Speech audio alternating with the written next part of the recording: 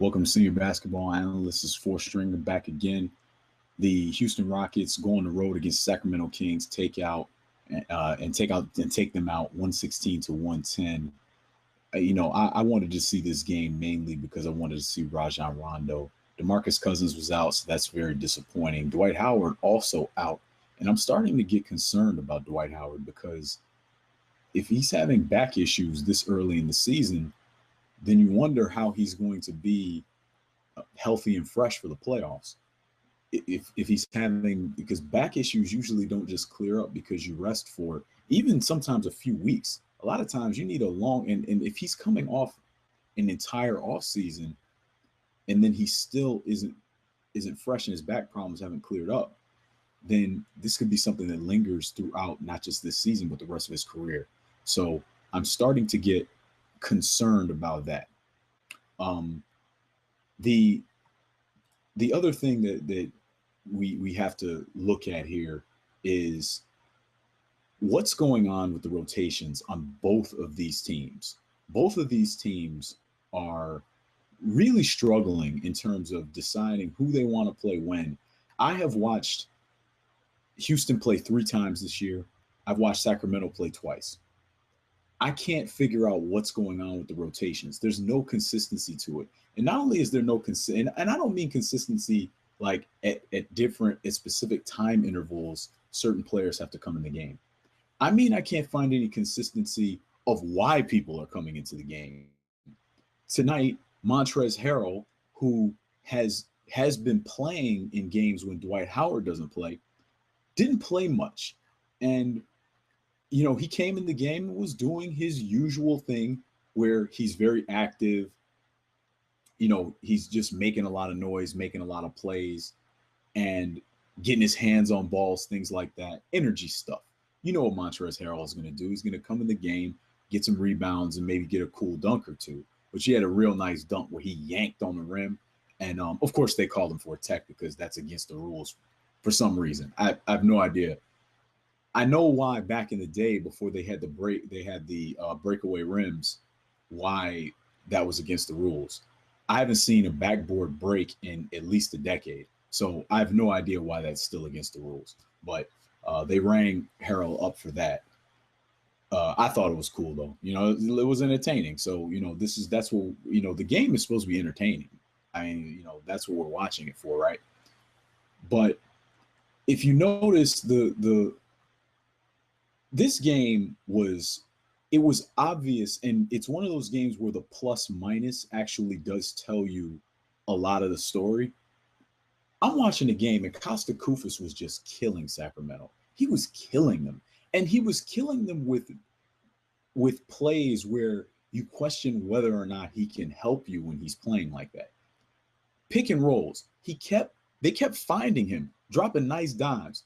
Rondo dropped a nice dime to him, bounce pass that came bounced right up in here, hit him in the hands. Easy catch to make. He bobbles it out of bounds inexplicably. I mean, that's the type of play that NBA players, NBA big men, not only do they have to finish it, they usually finish it, right? He got a pick and roll situation, I believe, with Darren Collison later in the game. Same thing. Bounce pass, hits him right in the hands. He bobbles it away. He fumbles it away, gets it back, tries to lay the ball up, can't finish because for some reason he can't make layups. And then Rondo got it back and stuck it back in. But he was doing stuff like that all night. And defensively, every time he came back in the game, Clint Capella got 3 or 4 more dunks. It was bad. It was really bad the way he was playing. And he kind of killed the starting lineup. He really did. They were talking about it as though the starters just didn't play well. Koufos, a center can ruin what you're trying to do if he's getting layups and blowing them. And then on the other end, he's getting beat for dunks routinely. That can cause you to lose the game. Like that alone can do it. Especially given that Rudy Gay, really this team's primary offensive option with DeMarcus Cousins out. Rudy Gay with Trevor Ariza on him, I don't like that matchup. I don't like it because Trevor Ariza is a physically strong small forward, and Rudy Gay struggles against that. And it's funny because Rudy Gay is not a small forward. He's a bigger one. He's taller than most small forwards, and he's got good size. He doesn't look like he would struggle with physical players, but he does. Trevor Ariza being even though he's smaller than Rudy Gay, a much more physical, much stronger player functionally. So he was struggling all night with Trevor Ariza. Again, with the inexplicable rotations. James Anderson, who I believe was not in the NBA last year, started for the Sacramento Kings, and he did about what you would expect him to do. He had 2 points on 0 of 4 shooting. He got beat defensively repeatedly. And I was watching and I said, between Anderson, Marco Bellinelli missing everything he put up, and Marco Bellinelli getting absolutely annihilated by James Harden, that's what's causing you to lose the game, George. I didn't understand what Carl was doing where and it was I was tweeting it, I was live tweeting this game. So it was as it was happening. Willie Cauley-Stein comes in the game for Kufis and starts catching the ball on screen roll situations, playing good defense, making plays. All of a sudden, you start making a run. See, that's why I didn't like really the way they called the game, the way Mark Jackson called this game. I didn't care for the fact that he didn't really point that out. He didn't point out that this wasn't an issue of the bench versus the starters. It was certain mixes of players. When Rondo and Darren Collison were in the backcourt, that backcourt was much better than the Bellinelli and Rondo backcourt because Bellinelli can't throw the ball in the ocean and he couldn't guard his man. See, the Spurs kind of fool people, right? When you're playing for the Spurs and you're getting all these wide open jump shots, it starts to look like the guy is a scorer. I shouldn't say it starts to look like it. It looks like it to the untrained eye, and it gives some general manager an excuse to sign the guy. But Marco Bellinelli really isn't very good. He and I talked about this during the game. He made some cool plays. Him and Rondo were doing some kind of fun-looking stuff, but Rondo was playing well, and Bellinelli was playing awful. Rondo had in only 24 minutes, Rondo had 12 points, 8 rebounds, 5 assists, and 3 steals. Rondo was having a Rondo game. If Rondo had played 35 minutes, he'd have had 10 boards and probably 5 steals if he had finished the game. But they benched him, and then George Karl inexplicably just left him out of the game for most of the fourth quarter. If Rondo had played the rest of the game, they might have had a shot at winning. And if Cauley-Stein had actually played more. Now, speaking of Cauley-Stein, he had a scary play. And I posted this, I posted on Vine. It's on my Twitter account, just hashtag SBA4, like you know how to do. He was setting a screen and his left foot kind of slipped out from under him. And all of a sudden he came up and you could the look on his face, like he was in pain really quickly. It was a scary looking play because whenever I see something like that and the guy doesn't really roll his ankle or there isn't contact, I get scared. Like, did he just tear some ligaments? Did he tear his plantar fascia? I think it's how you pronounce it. It's the tissue between the heel and your arch of your foot. Did he tear that or something? I was looking for reports right, as I'm recording this. At the time of recording this, no one has any report on what happened to him. But he came up lame and left the game. And again, it was the look on the way that his foot slipped and nothing really, it seemed innocuous. And then the look on his face. He had a look on his face like, oh no. So I hope he's okay because you hate to see a Julius Randle type situation where one of these, these lottery pick, blue chip rookies, get hurt and it ruins their whole rookie year. Same for the young man from Chicago that just came back, Jabari Parker. Same thing. You hate to see that kind of stuff. So I hope he's all right. But the rotations for both of these teams Just inexplicable. I don't know what either one of these coaches are doing, especially George Karl. Especially George Karl. It's like he's just fooling with stuff. He's just tinkering. And here's the thing. They give too much leeway to professional coaches when they're doing this, where is well, it's early in the season, they got a young team, so he's trying to work with different combinations and see. No, no, no, no, no. It's one thing to see different mixes of players that can actually play. But I don't need to see James Anderson in a starting lineup. I don't need to see that. I just don't need to see that. I don't need to see Marco Bellinelli starting over Ben McLemore like, oh, we're going to send McLemore a message. Ben McLemore is a better player than Marco Bellinelli. That's not saying much, but he is. Willie Cauley-Stein. I saw Sacramento game early in the season. He started at power forward with DeMarcus Cousins. Actually, I'm sorry. He started at center. DeMarcus Cousins started at power forward. What did Cauley-Stein do to get benched? Cauley-Stein's been playing fine. He go out there, get 9 points, 8 rebounds in 20 minutes. He's playing fine. Why did he get benched? You know why? Because George Karl's just fooling with the lineup. He's just doing stuff. And this is the problem with that. They're at work, right? The other team, when you're playing against a good team, that team is going to have consistent rotations. Guys know, okay, when we're playing against this type of lineup, I'm going to get more minutes. Guys know as starters, I'm going to play a certain rotation. Basically, I'm going to play this long, then I'm going to get a little rest, then I'm going to come back in the game at this time. Guys start to get a feel for how they're going to be played, and they get comfortable with that.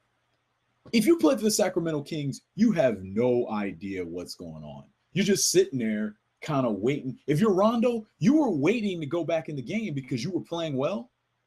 And inexplicably, you just never get back in. And then you just kind of sitting there. And then they showed him, McLemore, and Marco Bellinelli. They were just kind of shooting the breeze on the bench because then they kind of realized, oh, I guess I'm not going back in the game. And then you kind of check out. Eventually, when you check out too many times, you check out of the season. And that's Sacramento Kings basketball at this point. This is this kind of silliness. They were showing graphics. They've had so many coaches over the last 9 years, they couldn't even fit them all on one screen because they've had 8. 8 coaches in 9 seasons. What are you guys doing? What are you guys doing? Because here's the thing. Most of those guys couldn't have possibly done anything to get fired because you don't have time to do anything to get fired when you get fired in a year. As an NBA head coach, and keep in mind, we're consistent here on the Senior Basketball Analyst. We don't start great. We don't grade some players on a curve, and then we're very harsh to other players. We don't hold some coaches to certain principles, and then other coaches, we ignore it. No, we're consistent. Just like I said with, Budenholzer in Atlanta. Coach Bud has bestowed upon these Atlanta Hawks players over the course of a few years. He has installed certain principles that they follow in terms of how they play in the screen and roll, when they throw the skip pass, how they move the ball, how they rotate defensively. He has instilled these things in his players, so they don't necessarily need to listen to him draw up a play. They don't necessarily need to listen to that. They walked away and they really shouldn't have done that, and it looked funny and it was going around the internet. But they clearly listen to Coach Bud because they are doing the things that he has told them to do consistently. When you watch them play, the Atlanta Hawks are the most consistent team in the league in terms of the way they play. They're more consistent than the Spurs. They play the same way all the time. If their star players were a little bit better, they'd be title contenders. But their star players are just really good. They're not great, right? But they're consistent. Same with the Golden State Warriors. The Golden State Warriors are still working off of consistent principles that Mark Jackson installed. So it doesn't matter if Steve Kerr decides, I'm not going to be on the bench this year. I'll come back after the All-Star break or something. I don't know. Doesn't matter when he comes back. He could not come back for the playoffs. Who cares? They're going to do the same stuff. That's pro coaching. That's the way it is in the pros. Once these principles are in place, yes, there are certain things a coach can do in terms of adjustments that matter, but they don't matter that much. They don't matter that much. That's maybe winning you 4 or 5 games a year. That doesn't really matter that much. What matters is what you do on the majority of possessions. And what you do on the majority of possessions are things that you have practiced over the course of years. So to get back to the Sacramento Kings and why they're perpetually bad, if you're Ty Corbin or you're Keith Smart or, any of these guys, any of this litany of coaches they've had, you didn't have the time to instill the principles in this team. You didn't have time to do anything with it, really. One season, you don't have time. Oh, we played one season, we were bad, I got fired. Oh, well, yeah, the next guy is going to fix it, right? When you fire him in a year. Doesn't make any sense. So this is what I see when I'm watching the Sacramento Kings, and it's frustrating because as they pointed out throughout the broadcast, Mark Jackson was talking about this crowd. This crowd is rabid. This fan base is loyal. They deserve better, man. They deserve a team hey, the Golden State Warriors are obviously the bad example because they're out there winning games by 50. But that was what was so good about the Golden State story when Mark Jackson took over and turned this around. That was what was so good about it, was that the Golden State Warriors, we know about the rabid fan base. They're always consistently out there, so they deserve better when they come to the arena. This isn't the Miami Heat fan base where when the Miami Heat, have a little bit of a lull, then people just stop showing up, right? Which, by the way, that's your prerogative. You don't want to come to the game because the team's bad. Go right ahead. That's fine with me. I don't think you should waste your money on a bad product either. But when these fan bases that do come out, it would be nice if they would put a good product on the court, right? So the Houston Rockets, they advanced to being 3-3. It's been a disappointing season so far. So far Dwight Howard isn't healthy. So far, a team that was in second place that jumped up and surprised people. And not really me, because I thought they were going to be great. But I thought they were going to be great again this year. And now they've made a fool out of me. 3-3 start is not very good. Long season, plenty of time to fix things. But I do worry about that injury to Dwight Howard. I do really worry about that. I also didn't get to see my guy, Chicago's own Mr. 94 feet, Patrick Beverley. Didn't get to see him. He's out with a concussion. And the story was weird, too, because they said he was hurt he had a concussion at halftime. I said, what do you mean you got a concussion at halftime? That's weird. So I didn't really understand that. And in fact, I'm just going to look it up right now because I can do that. So Patrick, I didn't get to see Patrick Beverley either. And I really did want to see what was going on with him, or I wanted to watch him play. So, but just to wrap it up with the Sacramento Kings, they at least, even though they lost the game, they at least did get one really nice story, and that was Seth Curry. So Seth Curry,